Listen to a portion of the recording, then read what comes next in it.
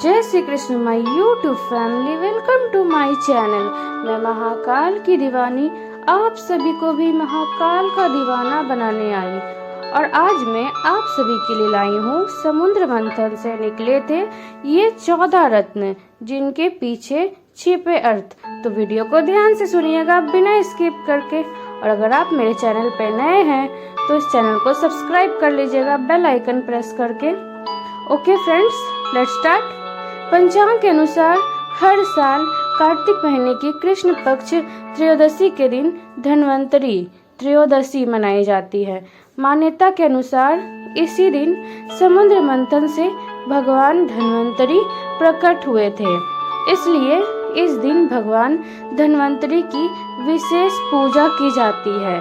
समुद्र मंथन से धन्वंतरी के साथ अन्य रत्न भी निकले थे।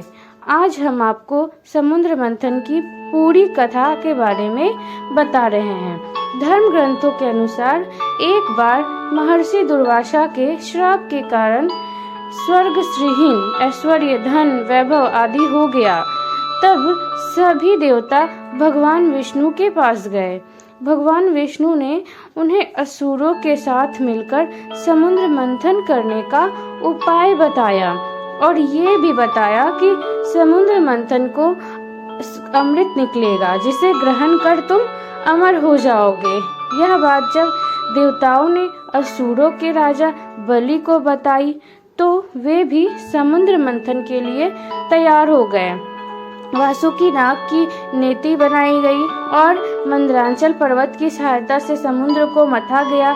समुद्र मंथन से उच्चेश्रवा घोड़ा, ऐरावत हाथी, लक्ष्मी, भगवान धन्वंतरी सहित 14 रत्न निकले।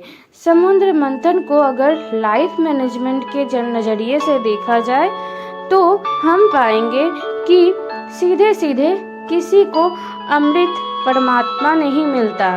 इसके लिए पहले मन को, विकारों को दूर करना पड़ता है और अपनी इंद्रियों पर नियंत्रण करना पड़ता है। समुद्र मंथन में 14 नंबर पर अमृत निकला था। इस 14 अंक का अर्थ है ये है 5 कर्मेंद्रिया, 5 जनेंद्रिया तथा अन्य 4 है मन, बुद्धि, चित्त और अहंकार। इन सभी पर नियंत्रण करने के बाद में परमात्मा प्राप्त होते हैं। पहला कालकूट विष। समुद्र मंथन में से सबसे पहले कालकूट विष निकला जिसे भगवान शिव ने ग्रहण कर लिया। इससे तात्पर्य है कि अमृत परमात्मा हर इंसान के मन में स्थित है। अगर हमें अमृत की इच्छा है तो सबसे पहले हमें अपने मन को मथना पड़ेगा। जब हम अपने मन को मथेंगे तो सबसे पहले बुरे विचार ही बाहर निकलेंगे। यही बुरे विचार विष है। हमें इन बुरे विचारों को परमात्मा को समर्पित कर देना चाहिए और इनसे मुक्त हो जाना चाहिए। दूसरा, कामधेनु। समुद्र मंथन में दूसरे क्रम में निकली कामधेनु। वह अग्निहोत्र यज्ञ की सामग्री उत्पन्न करने वाली थी, इसीलिए ब्रह्मवादी ऋषियों ने उसे ग्रहण कर लिया। कामधेनु प्रतीक है मन की निर्मलता की, क्योंकि विष निकल जाने के बाद मन निर्मल हो जाता है। ऐसी स्थिति में ईश्वर तक पहुंचना और भी आसान हो जाता है। तीसरा है उच्चेश्रवा घोड़ा। समुद्र मंथन के दौरान तीसरे नंबर पर उच्चेश्रवा घोड़ा निकला। इसका रंग सफेद था।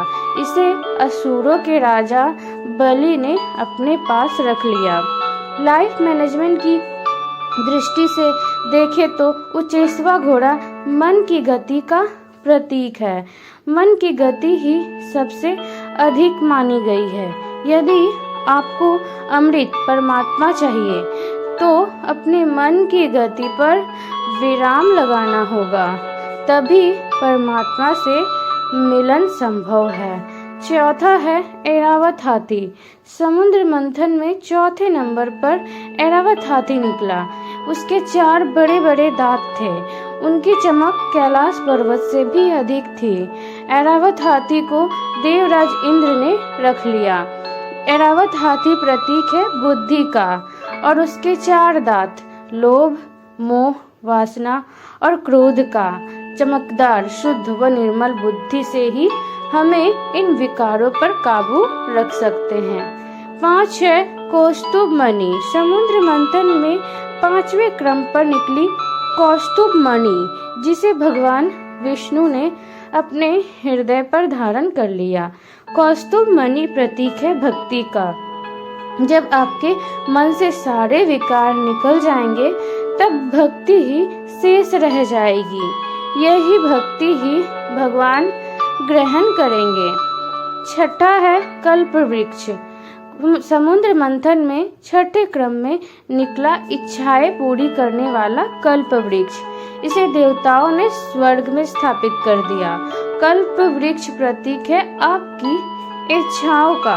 कल्प वृक्ष से जुड़ा लाइफ मैनेजमेंट सूत्र है कि अगर आप अमृत परमात्मा प्राप्ति के लिए प्रयास कर रहे हैं तो अपनी सभी इच्छाओं का त्याग कर दे। मन में इच्छाएं होंगी तो परमात्मा की प्राप्ति संभव नहीं है। 7 है रंभा अप्सरा। समुद्र मंथन में 7वें क्रम में रंभा नामक अप्सरा निकली। वह सुंदर वस्त्र व आभूषण पहने हुई थी। उसकी चाल मन को लुभाने वाली थी। ये भी देवताओं के पास चली गई। अप्सरा प्रतीक है मन में छिपी वासना का। जब आप किसी विशेष उद्देश्य में लगे होते हैं तब वासना आपका मन विचलित करने का प्रयास करती है। उस स्थिति में मन पर नियंत्रण होना बहुत जरूरी है। 8 है देवी लक्ष्मी। समुद्र मंथन में 8वें स्थान पर निकली देवी लक्ष्मी। असुर, देवता, ऋषि आदि सभी चाहते थे कि लक्ष्मी उन्हें मिल जाए, लेकिन लक्ष्मी ने भगवान विष्णु का वरण कर लिया। लाइफ मैनेजमेंट के नजरिए से लक्ष्मी प्रतीक है धन, वैभव, ऐश्वर्य व अन्य सांसारिक सुखों का। जब हम अमृत परमात्मा प्राप्त करना चाहते हैं तो सांसारिक सुख भी हमें अपनी ओर खींचते हैं, लेकिन हमें उस ओर ध्यान न देकर केवल ईश्वर भक्ति में ही ध्यान लगाना चाहिए। 9 है वारुणी देवी। समुद्र मंथन से 9वें क्रम में निकली वारुणी देवी। भगवान की अनुमति से इसे दैत्यों ने ले लिया। वारुणी का अर्थ है मदिरा यानी नशा। यह भी एक बुराई है। नशा कैसा भी हो, शरीर और समाज के लिए बुरा ही होता है। परमात्मा को पाना है तो सबसे पहले नशा छोड़ना होगा, तभी परमात्मा से साक्षात्कार संभव है। 10 है चंद्रमा। समुद्र मंथन में 10वें क्रम में निकले चंद्रमा। चंद्रमा को भगवान शिव ने अपने मस्तिष्क पर धारण कर लिया। चंद्रमा प्रतीक है शीतलता का। जब आपका मन बुरे विचार, लालच, वासना, नशा आदि से मुक्त हो जाएगा, उस समय वह चंद्रमा की तरह शीतल हो जाएगा।